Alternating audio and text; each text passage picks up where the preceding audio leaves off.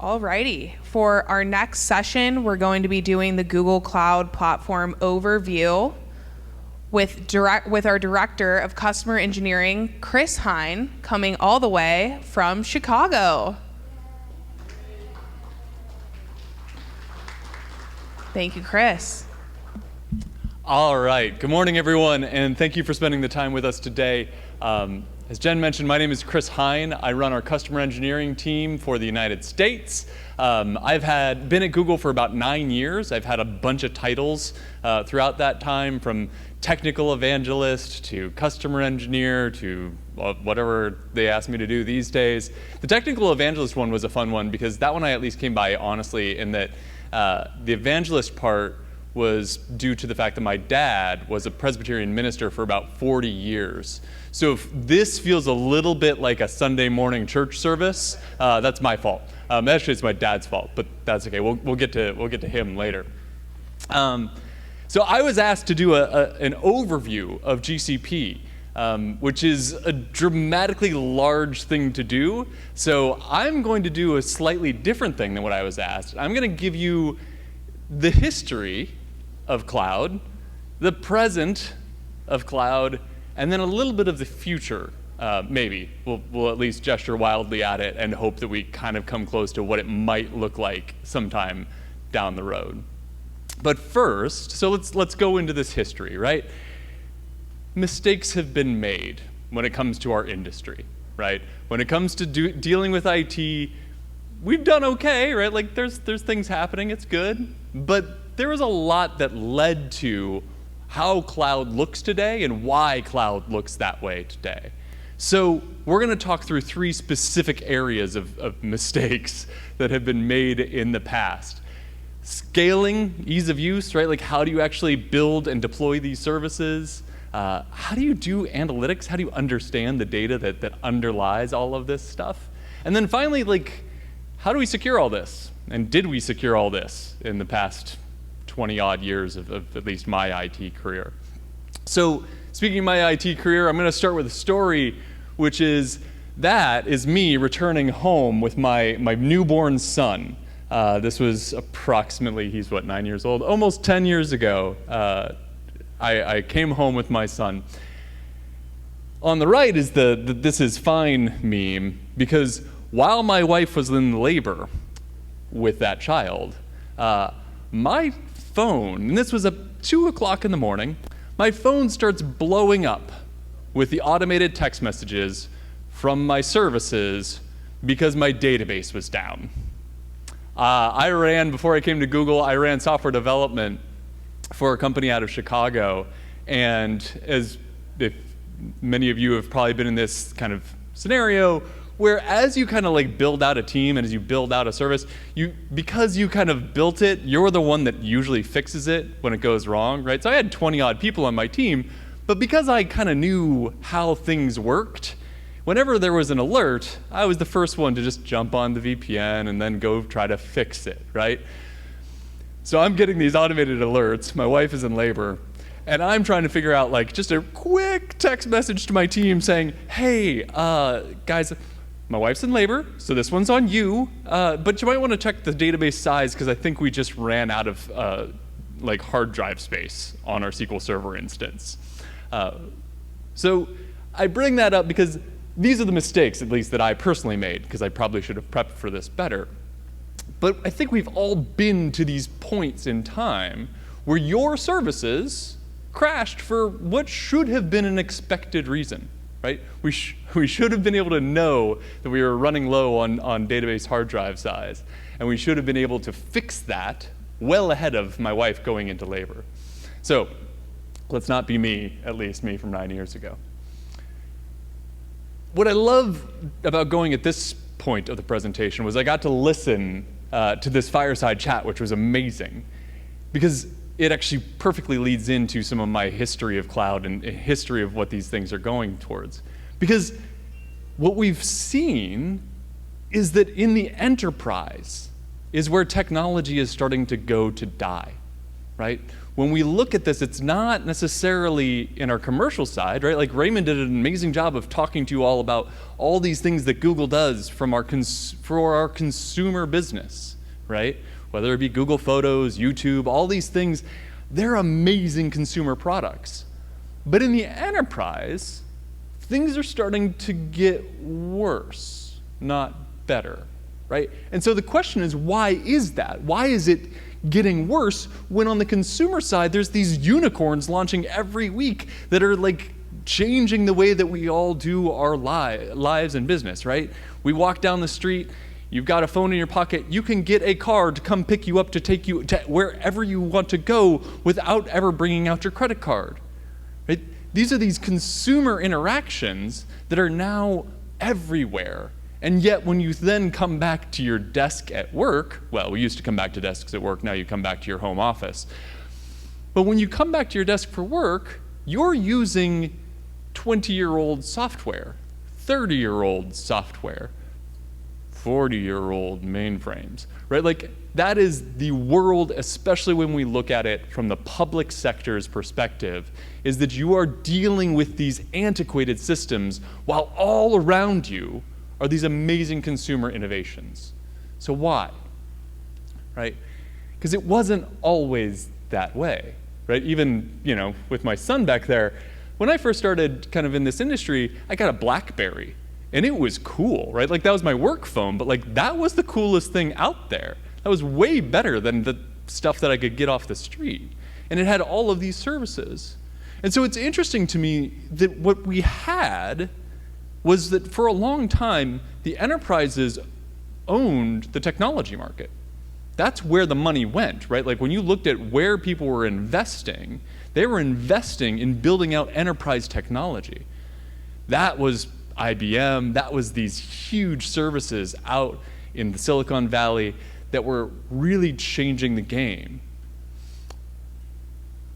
But the problem is, and where as we've started to analyze this and try to understand why is it no longer that way? Why do we no longer see all of the innovation happening in the enterprise space, but all of it's happening in the consumer space? And it's because of the snowflake effect. And the snowflake effect is every customer that I have a chance to go talk to, they all assure me of the same thing. Their problems are special. They have a harder infrastructure than I have ever seen before. Every time. And I don't disagree with them, at least not the fact that it is hard, because we've built out ecosystems upon ecosystems upon ecosystems that now make it incredibly challenging for us to be able to update to something new. We've become calcified into these existing frameworks that make it so that it's nigh impossible to make a change. Watching the fireside chat, I am inspired by what's happening here in Hawaii because those are amazing leaders doing amazing things, and that you should be proud because that is not the experience that I see as I walk into many of the other states in the United States. A lot of places are not thinking about things from that perspective. They are still thinking about things from how do I just defend what I have today because I don't want to change. And so we've become very entrenched, sometimes for good reason, in the existing services that are already underpinning so much of our frameworks.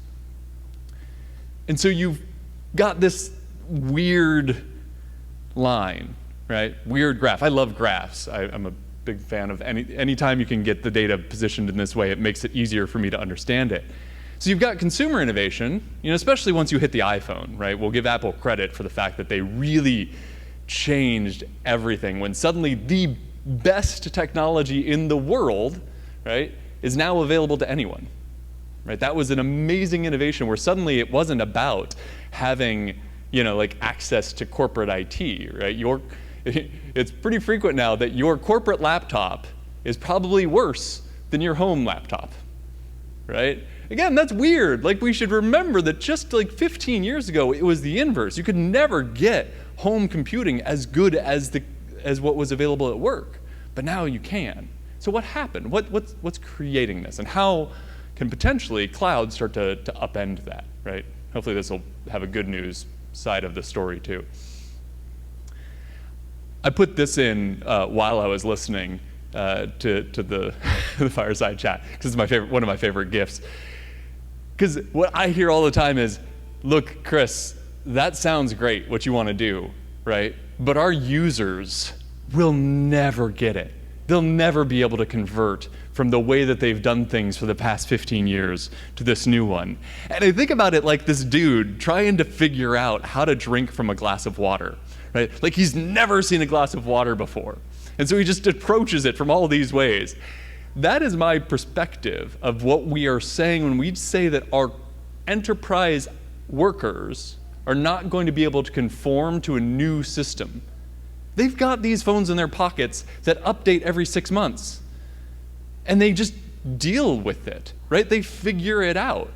We make these assumptions that our workforce will be unable to stay with the times, while in their personal lives, they're just consistently figuring out how to drink from the glass of water. Right, so I'm going to move past this because I know that it sometimes, at least for me, if I stare at it for too long, I start to get mesmerized.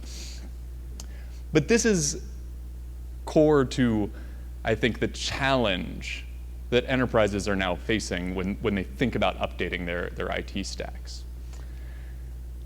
So, what about from a security perspective, right? Did we do things well back in the day in terms of our IT security practices? Now, our friends from Mandiant are going to come after lunch, so I'm not going to spend a tremendous amount of time on this because they know this way better than I do. But I'm at least going to touch on where we started. Because what happened was we started to build these walls and got to the point where our walls just kept getting bigger and bigger and badder with moats around them and all of these other kind of analogies in terms of how you could think about your enterprise security. And then the pandemic happened. And suddenly, the most valuable thing you could get was more VPNs, right? Because suddenly every person was no longer on their network, right, to be able to get this done. One of the most important things that happened in the history of Google, and there's external videos and things that you can watch that'll take you through this entire process, and I'm allowed to talk about it because somebody else did it first, is in 2010, we found out we had been hacked by a foreign government. Google had been hacked. And it changed everything about how we built our core infrastructure. Because what we realized was we thought we had these amazing walls that could keep attackers out. But what we actually had was a nice, chewy center that as soon as you penetrated that wall, as soon as you were inside the moat, you had access to everything, right? The moment you were inside the corporate network, suddenly it was very easy to transverse from one system to another system to another system. And we spent months rooting out every trace of the attackers that had gotten into our core systems. After that, Google being a little bit of an odd duck in terms of how companies work, we just said to ourselves, you know what? We are changing our entire security paradigm today.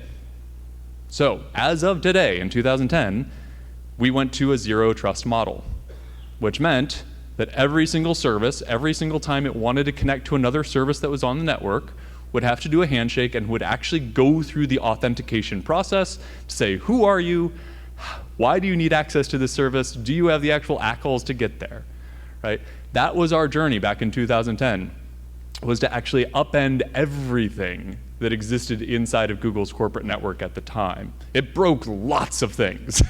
And basically the core IT folks inside of Google spent a solid year or two just sorting through all of the ramifications of fixing that to make us to what is now well known as zero trust, right? Google wrote the white paper originally calling it Beyond Corp. Now we generally know this as zero trust, and there's lots of different vendors that all have their own solutions for that. Interestingly, after this, Google also then invested in, when I started at Google in 2014, we had all had to have hardware authentication tokens. Since they introduced the hardware authentication tokens as a second factor of authentication, Google has not been successfully phished in approximately 9 to 10 years, right? So even if you get a Googler's credentials from us, it means nothing to you because you can't get access also to a security token at the same time, right? This was something that really changed how we thought about security and how we could do it better. So these are our past. Oh yeah, did we do security well? Not really, right? Like, did those secure walls work for Google? No. Did they work for public sector? Also no, right? We have example after example after example of these large walls failing us. So we'll talk more about how we can fix this, both a little bit at the end of my prezo and then a lot after lunch. So Google was behind in the cloud market, right? Yes, Amazon ate our lunch, right, when it came to releasing a cloud product. And I think I like to at least tell you why, from my personal opinion, why were we behind, right? What did we do wrong when it came to meeting the needs of the world around computing?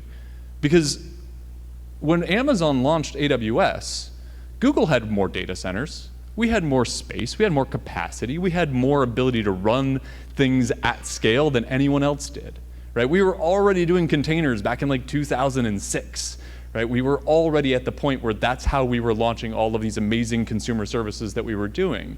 And yet for some reason, we were third-ish to the cloud market. So what happened? And so what's interesting, so I started at Google in 2014, and when I started, we basically had one product that had been around for a long time, right? That was a cloud service, and that was App Engine. App Engine, I want to say, launched in 2009, something like that. And it was this incredibly, at the time, it was a really opinionated way to run software. Google is very much guilty, myself included, in having a lot of hubris.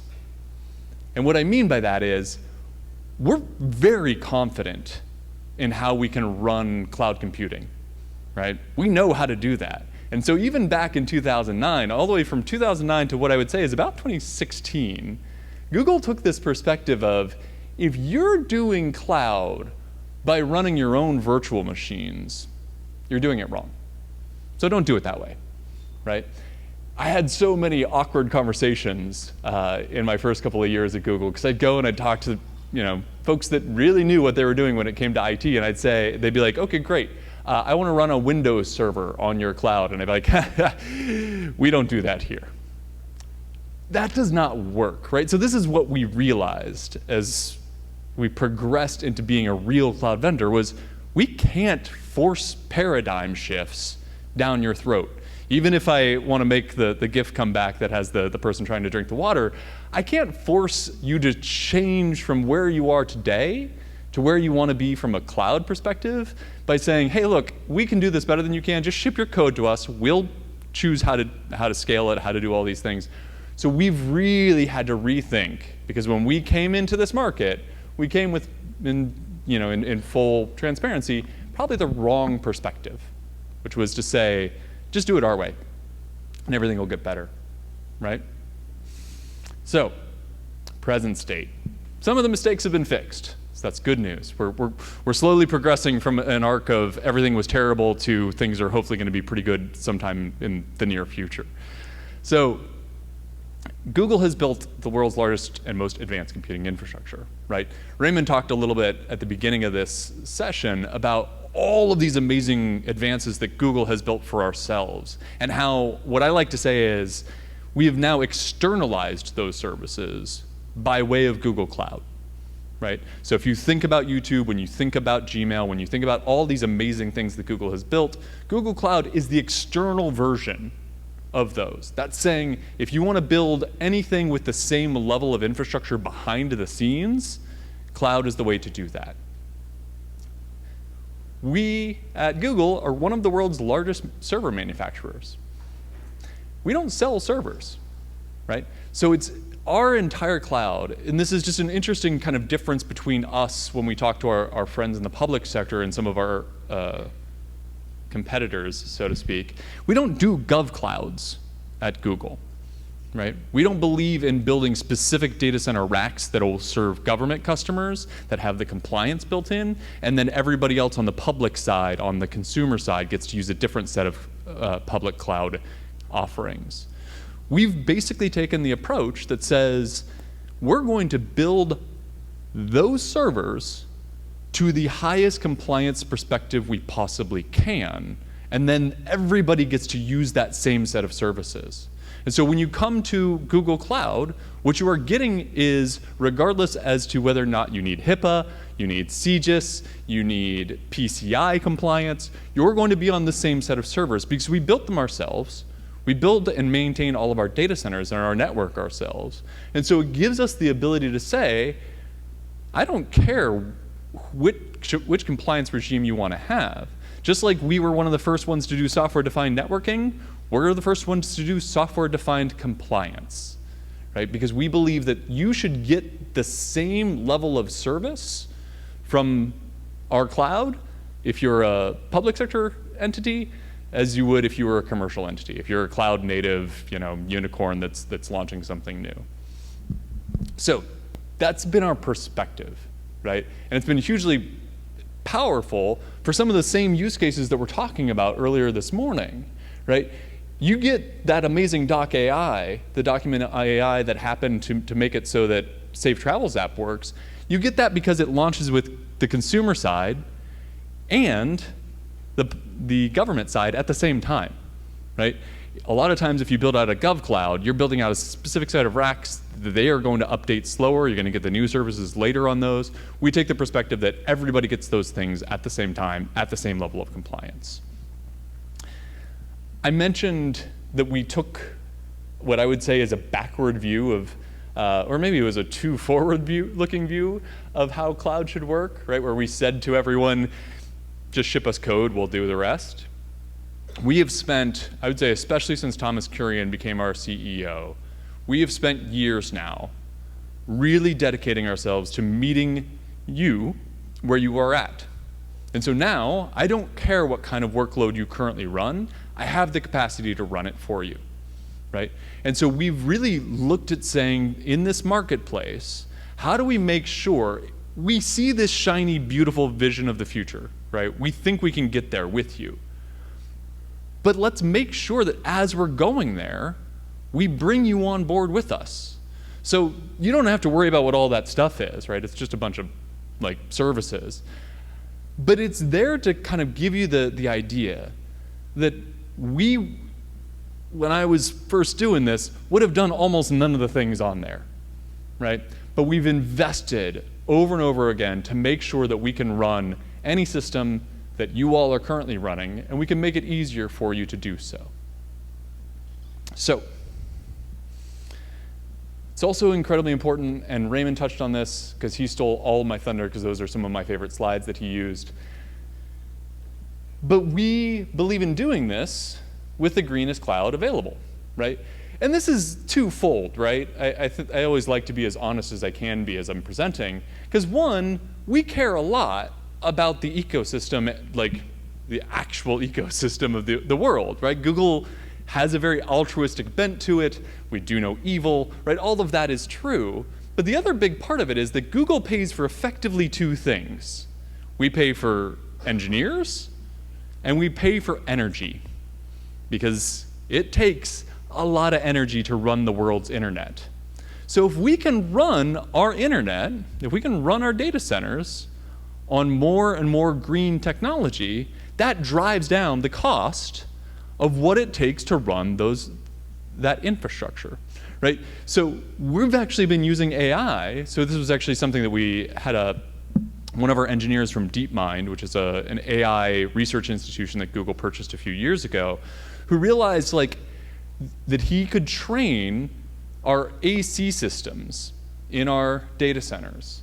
He could train them and have them look to see what is the most efficient way to run the air conditioning to keep it at the optimal temperatures inside the data center. And when they turned it on for a singular data center, they saw a 40% reduction in energy usage on those AC servers, or on those AC units. Now, what's amazing about that is that we were already at that point the most efficient data center operator in the world. So we got a 40% gain on top of already being the best at this. Right? This is how Google likes to think about these problems, is that just because we're doing something well does not mean that we can't do it better. Right? Today we are purchasing a whole bunch of carbon offsets. Right? So when we look at being, a zero carbon kind of environment, we're purchasing a lot of offsets because right now we are not yet able to power the data centers 24 hours a day in every country that they operate with green energy.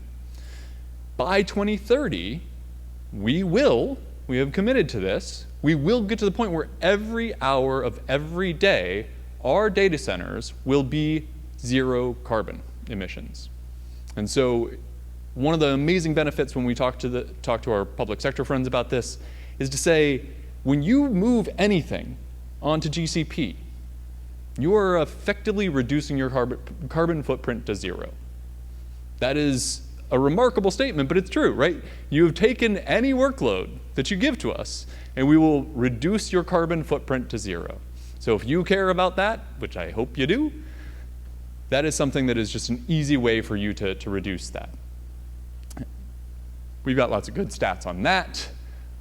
This is a fun bar chart, but you can just see via the bar chart that we are way ahead of the rest of the industry when it comes to being able to be energy efficient. All right. Whew. Why do you care? Why is this important, right? What can you do with all of this amazing computing power?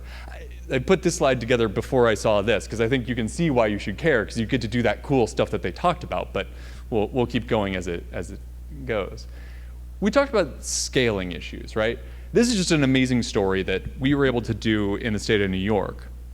In New York, in 2021, their legislature passed a bill that allowed for $2.1 billion to be distributed to folks that were not eligible for federal unemployment funds.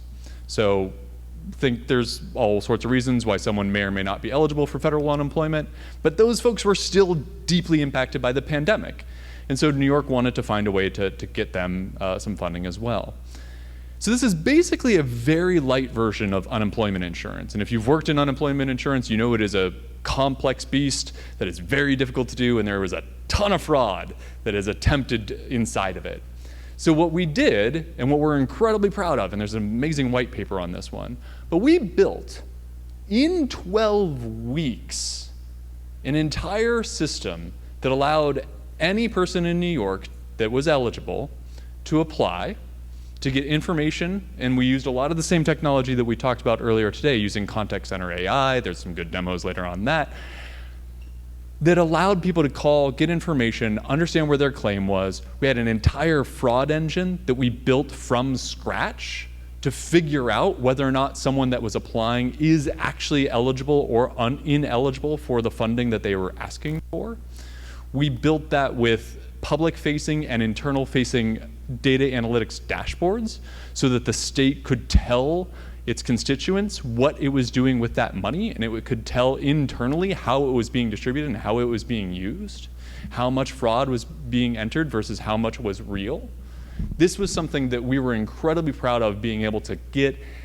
This is not something that normally happens. A 12-week development cycle to launch something that distributes $2.1 billion is a really aggressive timeline.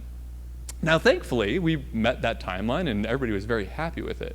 Right? And that was actually better than our other timeline from New York, which was a 48-hour timeline because the governor, God bless him, went ahead and press conference said, yeah, Google's going to rebuild our UI interface. They're going to launch it on Friday. We hadn't started work yet.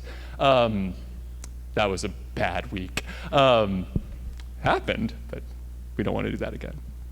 So just an amazing scale problem, both in terms of how fast you can launch and how much you can pack using all of these amazing AI services.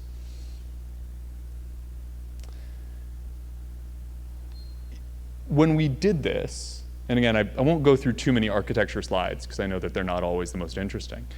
But when we did this, what is just interesting in terms of how it worked, right? We built it out on Kubernetes, right, so that it could launch in containers and it could scale up. Because again, when we first launched this, you tell people that there's $2 billion available, they're gonna need to be, it's gonna have to scale up pretty darn fast, right? And then it's gonna scale right back down. And that was one of the other interesting things for the state of New York was they knew this was a really short-term thing, right? So the old world, the pre-cloud world, you have to have enough infrastructure to run that service, right? Like, again, sorry about my dad jokes, but like, my dad had to have a church big enough for his crowd on Easter Sunday. 364 days of the year, it was suboptimally utilized, the church space, right? That's my always kind of easiest analogy between cloud and on-prem is you've got 364 days of the year where you are not going to use all of the service that you need to procure because that one day matters, right? And it mattered a lot for us in the Excluded Workers project. We then had a similarity exploration in, for graph database, right? We looked to see where those fraudulent things could happen just based on what the different claims were across all of these different components, right? So just a really fascinating architecture that went into place for that. Another use case, right? In my home state, Illinois, and I know this happened just about everywhere, but the ability for folks to get information about their unemployment claims was a disaster, right? That's the only real adjective you can use for this, because we were seeing in Illinois over 800,000 calls per day coming to our call centers to try to get information about where their claim was. 800,000. Now, again, a lot of that was repeated calls because they weren't being picked up. They were answering somewhere between 2,000 to 3,000 calls a day. So it was going to be an unending and impossible challenge for them to be able to answer the queries coming through. In 2 weeks, we stood this up so that it was answering at least the after-hour calls, right? So while the call center was closed, because again, humans actually have to eat, sleep, and do other things, we were able to still answer all of those calls for them. And so we were immediately able to see that volume drop because suddenly people could get the 80% questions answered, right? And this, again, this comes a little bit to the point that I heard in the fireside chat, which is to say, was it perfect? Could it tell, if I called in, could it tell me exactly where my claim was on day one? No, I couldn't. We didn't have time to build the integration, right? That was gonna be too long of a project. We needed to launch faster than that. But what it could tell me was what the process looked like, when I should expect more information, what documentation I needed to provide, because those were the questions that people actually had. So while there was still a need for the human call center to pick up the phone and answer those things, our ability to do this and answer those 80% questions allowed the humans on the other end to actually get on with their jobs and answer the most important things. And I'll kind of reiterate this as I go through, but that's our view of AI. We do not view AI as a replacement for our workforce. That's just not how Google wants to run, I wanted to say run the world. Google doesn't want to run the world, just to be very clear. That's not our view of things. We want to give your workers superpowers. We want them to be productive. We want them to be doing the things that they can do that computers can't do. And so that's our overall ethos and way that we operate is by building out these services so that your people can do what they can do that the computers cannot do. I was going to go to a demo. So that's why this architecture is there. This is a view of what constituent services could look like, right? Now, what I think is just important to note is, again, and this is something that Hawaii has done a lot of, so having a virtual agent right there, able to answer my questions, right? And now that same virtual agent, I'm not going to do it because it comes weird across microphones, but that same thing is available over here. If I close this, I could call that thing. And it's the same set of services running both this virtual agent and this phone tree, right? I can translate this into a lot of languages, right? Now again, these are those types of things that being able to do this and being able to service your constituents in the means that they are most comfortable with is incredibly important when you think about a government job. So if I were somebody that was looking for unemployment insurance, real easy to navigate, super fast to get through there, able to come in and put in my information, right? So this is the type of infrastructure that we built out. Now, same thing, if you were looking to get your, yes, forgot I restarted my laptop. I might need to find a job.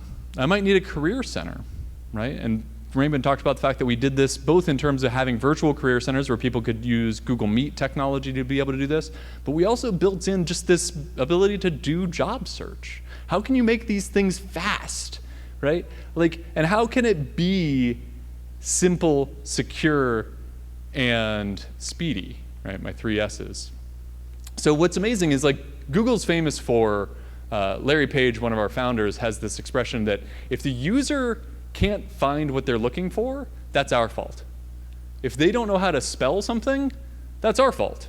So if you're building a job finder and you misspell something, that should be the search bar's fault, right? Not yours. It doesn't matter if you know how to spell security. It should be able to fix that for you, right? It should understand. We should be able to figure out, if when you're talking about a server admin, what is that? What types of jobs equate to being a server admin, right? Even more specifically, if I have a military background, if I'm a veteran and I'm being transitioned out into the workforce today, I don't know what skills translate. I know what my job code was in the military, so what if I can just search for my job code and have that tell me what types of things I'm going to be good at out in the workforce? And maybe, to Raymond's point about translation, maybe I speak a different language, and I still need to be able to find the right jobs for me where I want to go, right?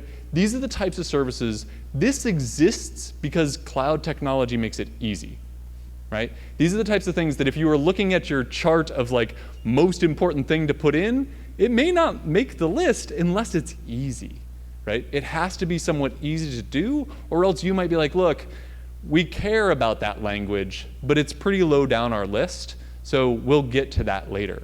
But what if all of that is just built in? That's the kind of power that cloud can bring in today's world. So coming back, what's it look like under the hood? It's this. So this is that job site, right? And again, you've got the ability, so the perhaps important thing here is that API hub, because again, we need to meet you where you're at. And so if you're building out a careers site, you're probably going to have to integrate against a bunch of existing services. And if you're building against a bunch of existing services, you're going to need to be able to connect to those things and make that scalable over time. And so we've been doing a bunch of projects across the United States. Again, the public sector is a little bit of an interesting beast on this, but there's a lot of mainframes still out there. And I know there's probably some here. I know that there are some here. But when you think about mainframe modernization, the problem with that is how many mainframe modernization projects look like this. It's a 7-year project, it's $20 million, and in 7 years you realize you're not done, and it's going to be another 5 years to get it done, and by the way, it's another $30 million to make that happen. That is the common story in ripping and replacing a mainframe. So how do we think about that? Right? That API gateway is incredibly important because what you start to see, and this is something we're doing in a couple of states right now, including in Wisconsin, just north of me, which got like 14 inches of snow while I was here, so thank you for bringing me to Hawaii this week. In Wisconsin, we've worked with them to develop this concept of a strangler fig mentality. And the strangler fig mentality is saying, I'm not going to rewrite the mainframe. That's too hard. There's too much to do. right? And we can't even read the COBOL that we wrote 45 years ago, so what are we going to do about it? And what you do instead is you surround the mainframe. You wrap it in APIs so that the only way you're ever getting at that mainframe is via the API. And then you slowly replace the services that it does. So the mainframe is no longer the most important component. You now are saying, hey, listen, every time you log in, you're logging in through this component over here, right? It's not a microservices architecture, it's just a services architecture. I'm gonna hope that comes back, because I can see it here. Is there anybody that can help me with that? I'll keep talking, and I'll use my hands even more than I normally do. I don't think it's that, because I can still see that the thing's connected. So, strangler fig, that's where I was. The strangler fig mentality says, I'm going to wrap this thing in APIs, and as each individual element needs to get rewritten, I rewrite that. And eventually, just like a strangler fig, the tree that's supporting the infrastructure at the beginning can slowly be completely removed. And you get to this point where it is no longer even alive. So that's the idea, is that eventually you'll have that internal core, that mainframe itself, you just get to turn it off. Because you've replaced service by service by service its functions. And so that gives you now the ability to say, when we talked about that snowflake problem, when we talked about enterprise IT being so far behind, it's because you can't upgrade things, because it might break something else. But now, you've wrapped everything in APIs, and an API guarantees me that as long as I can still do that transaction, and I can still say, I'm gonna pass you this data, you pass me this response back. And as long as I can maintain that over the long term, then I can change out each individual component as often and as frequently as I want. And so that's kind of our thought process when it comes to being able to write and replace these incredibly important and core systems.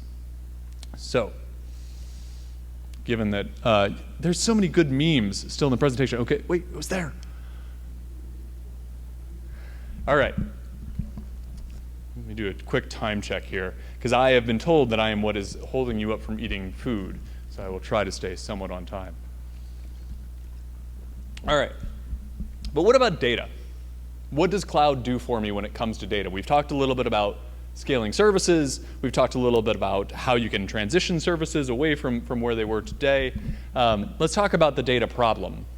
Because if I rewind back to that SQL Server box that was my baby before I had an actual baby, the problem that I always had with that box was it was both my production database and my reporting database. And so whenever I had to run a really big, complex report, like, I would see my metrics on my actually production-facing thing just slow to an absolute crawl. And I could hear people running towards the IT room being like, hey, how come everything's down right now? It's like, yeah, sorry, it's so close to getting done, just let me finish this report and then everything will get better again.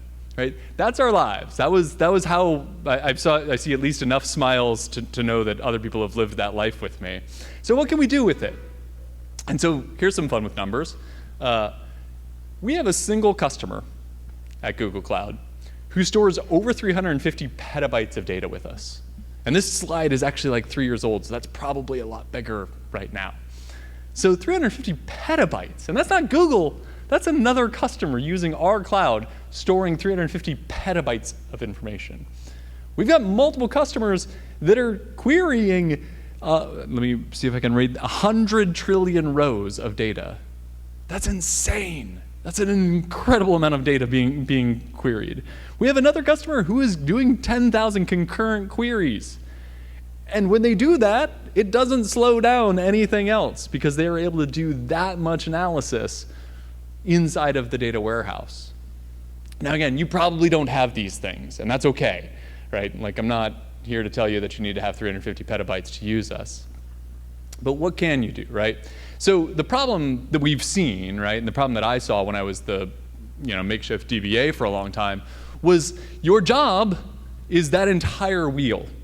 because you have to make sure that things are running, you have to tune things. I would do constant, like I'd do an index analyzer, see where an index could be useful. I would put that index in, then it would turn out that that index actually crushes new inserts, and so you have to remove the index. You know, you've all lived this life. So this is what we would have to do. And so now you look at cloud and you say, okay, if I have a cloud data warehouse, can I just do the analysis part? Can I just get answers back when I ask questions? And can I get them fast? Right? That is the promise that we see in present day cloud. Right? When we work with BigQuery, which is our data warehouse product, and you're going to get to see if you tune in later on, there's a great demo that's going to get done about that. There's just this incredible ability to suddenly get answers in seconds, not minutes and hours, right?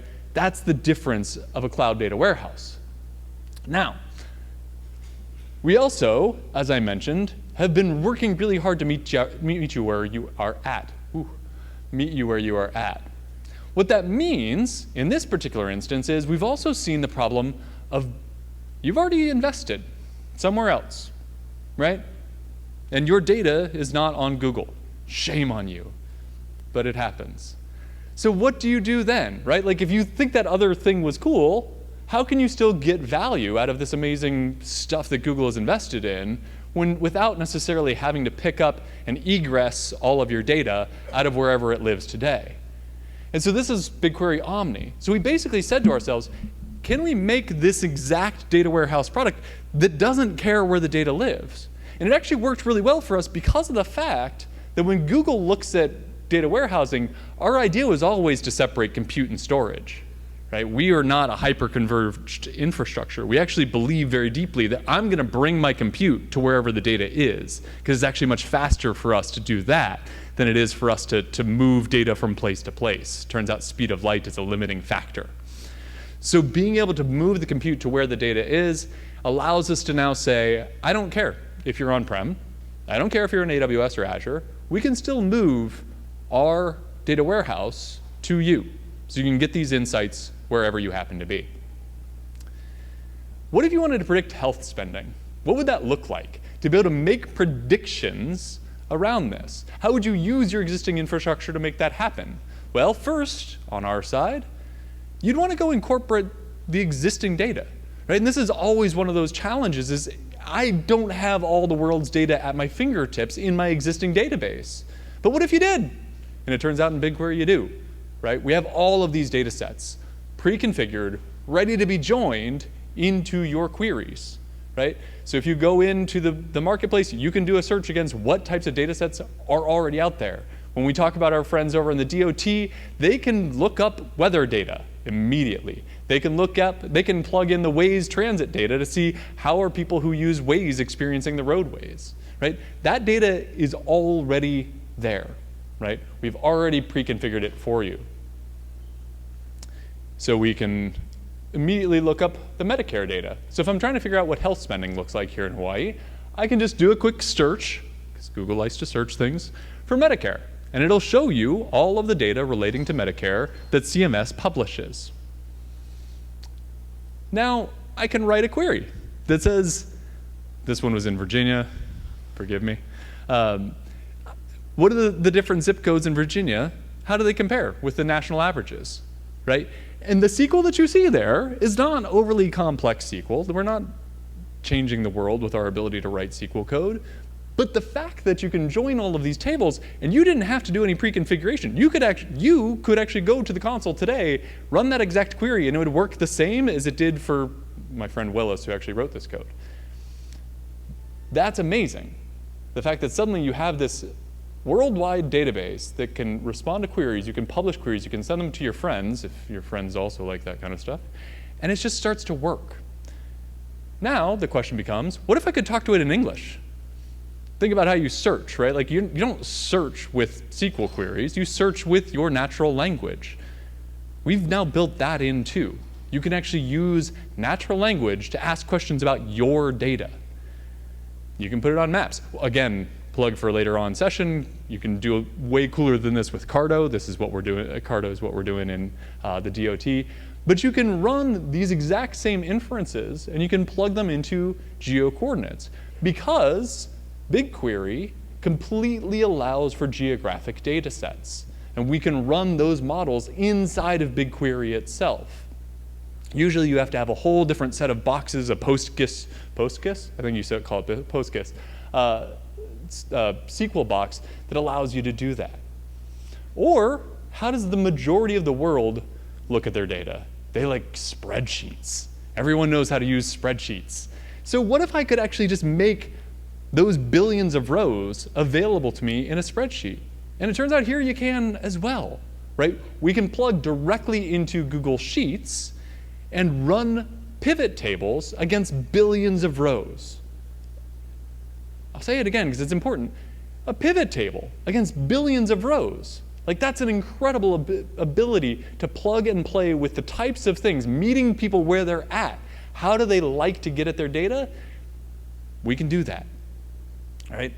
Turns out there's a really expensive zip code in Virginia in terms of being able to get pneumonia there. So then can I get to a prescriptive view of this, right? How do I move from reactive to proactive, right? You can start to then layer in all those other amazing things that we're doing. Again, if you look at some of the stuff that the DOT here in Hawaii is doing, that's that idea of being able to move and start to look at how is this influencing and overlaying the different types of data that are available to us, right? Can you ask what social factors would determine that? Why would one zip code be way more expensive than another one? Those are questions that in a normal non-cloud world are incredibly hard to answer, right? Because I don't have access to all that data. And even if I did, like, how am I going to join up those tables? How am I going to actually figure all of that out? So you can actually get all the way to the CFPB. I know I'm running late, so I'm going to go fast to these things. But what's interesting is I can join all of these different data sources. And then I can use Google's AI systems. There's this whole concept of what we call AutoML. And AutoML basically takes the entire process of building an ML model out of your hands. You do not need a PhD to be able to understand how this works, because it basically lets you just put the data or like point it to the data and say, here, what do you see in this? And it builds the model on your behalf. And what's incredible about it is it also will then tell you what are the most salient points of data in this, right? If you're an ML researcher, you know that feature tuning is one of the most important things you can do. And so this just takes that out of your hands. It tells you this is the feature, right? It turns out that if you do public transportation, that has a high correlation to the price of the prescription drugs that you're getting, right? Those are the types of quick insights that machine learning can suddenly give us. Time checking myself. We are almost at lunchtime. So I got to get toward the future because I promised you some wild gesticulation at it.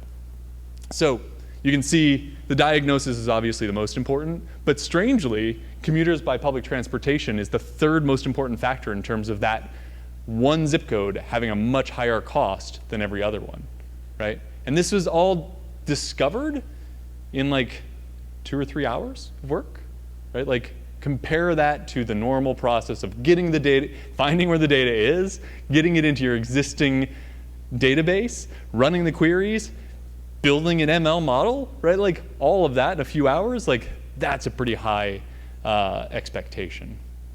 So the other really interesting thing, and again, I'm going to move fast through this, I mentioned that GIS data is completely supported. And the reason GIS data is completely supported is Google also built Google Earth Engine. And so now when we work on projects with you all here on the Climate Insights project, we can grab the information that we have from running Google Earth Engine for the last 10 years or so, which has over 40 petabytes of overhead imagery of the world, and start to make predictions on that. And so you can have this entire catalog at your fingertips, and you can run those same queries in that same infrastructure that we were talking about for the other one. You can also do predictive models in terms of the sea level change. I'm going to keep going. No rush? Okay. Daniel says, this is going so well, I can keep talking at you. So I will. So what we basically have built here, and what I think is really interesting about this particular graph, right? So now I can take what I understand about the overhead imagery, and you can bring your own imagery, you can use ours, however that works for you, and you can start to say, okay, I'm gonna build a predictive model, right? Right now we're doing this in the state of Florida for their water management district.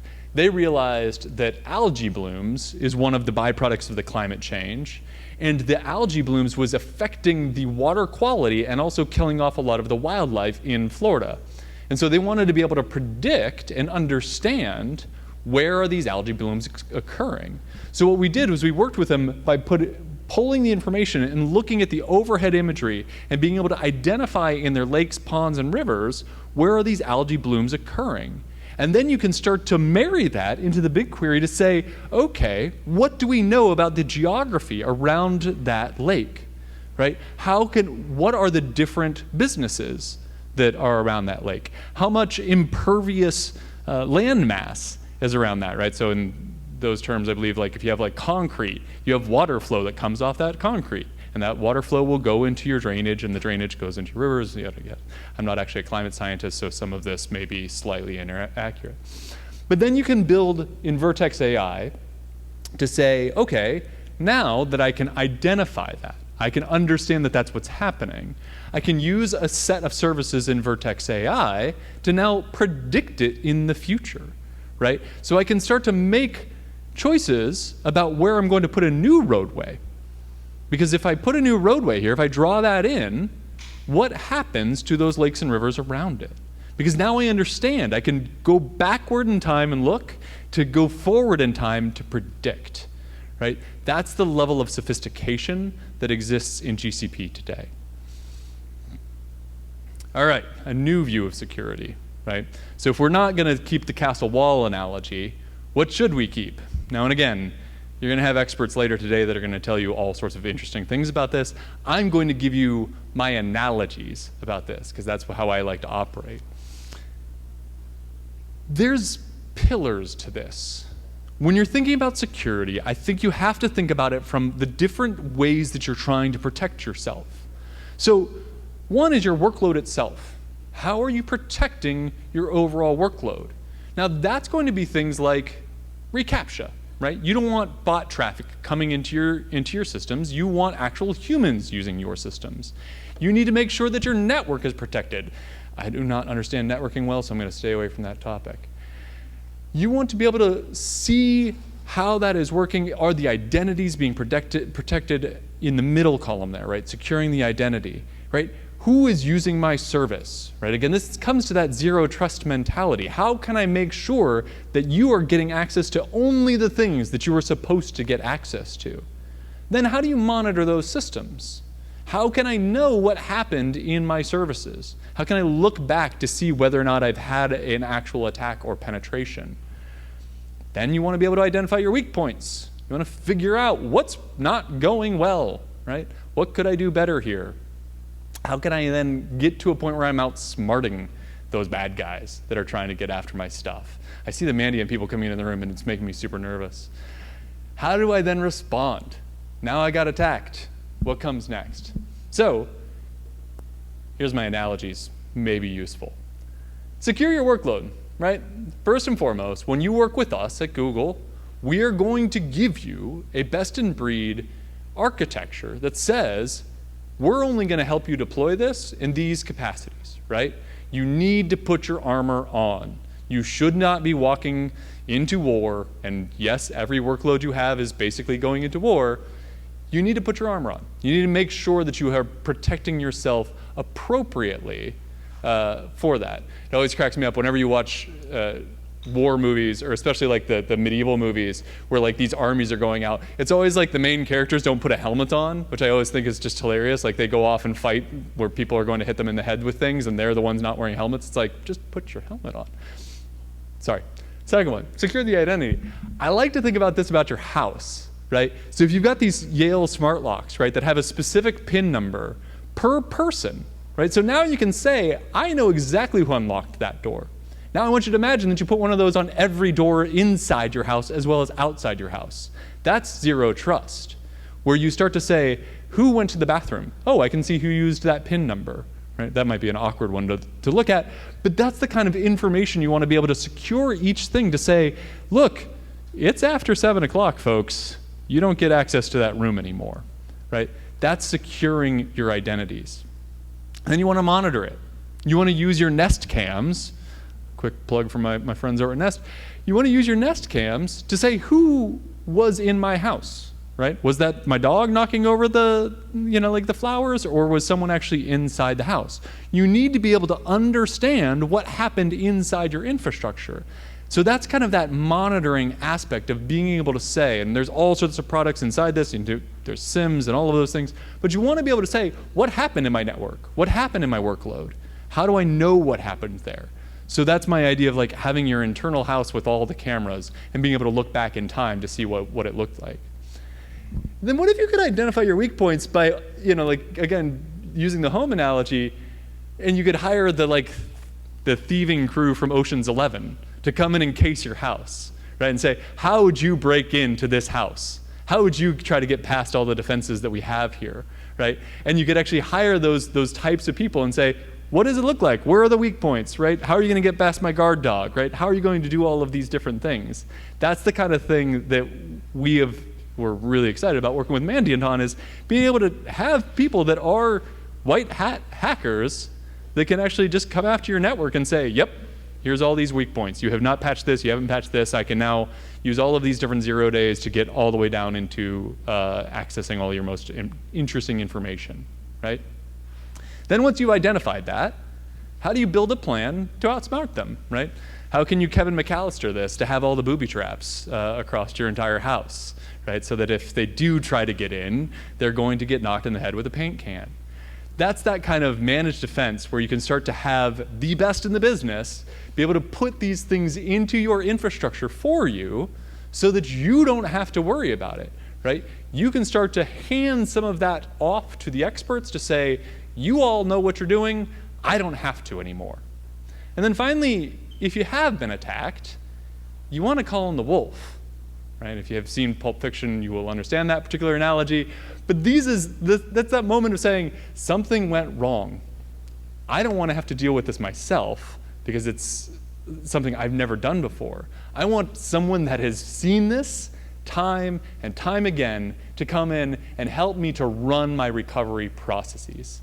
That's the kind of, again, being able to trust someone that has been in nation state attacks to come in and tell you what you should do about that. So again, later you'll hear how I got all of this wrong from the Mandiant team, so stay tuned after lunch. All right, future state. I think I killed enough time, hopefully, that some of the food might be arriving. There was a little bit of conversation about ChatGPT during the fireside. I think it's conceivable. Again, this is just Chris Hines' hat, right? This is not Google specifically telling you how things are going to happen. But it's conceivable to imagine a world where you could say, hey, I'm not going to do this because it'll make my phone ping. Hey, such and such, set up a Kubernetes cluster for me. And please protect it with Cloud Armor. If you've played with ChatGPT, and if you are one of the Googlers in the room, and if you've played with Bard, you know that world's not far away. Because it can write really good code. And that code is almost just runnable inside your infrastructure. So I'm really excited about this new world where we can start to hand off even more of the grunt work of building and maintaining a cloud system to the point where your real responsibility comes back to Doug's point of saying, your job is to understand your business. That's your job. And if you can understand your business, you can let Google figure out how to run the technology. We can finally get back to that point where Google wanted to be when we launched our cloud, which is to say, don't worry about it. We got it. We can do that part for you, right? We've met you where you are, and now we can take it the rest of the way for you. So with that, I'm going to go ahead and stop there. I have a couple last ones, but that was assuming that I might not talk for this long, which was never a good assumption. And just thank you all very, very much for your time today. Enjoy lunch, and then after, we will be back here at 12:15. Is that right, Daniel? 12:15 to hear what I got wrong about the security story from our Mandiant friends. So thank you all so much.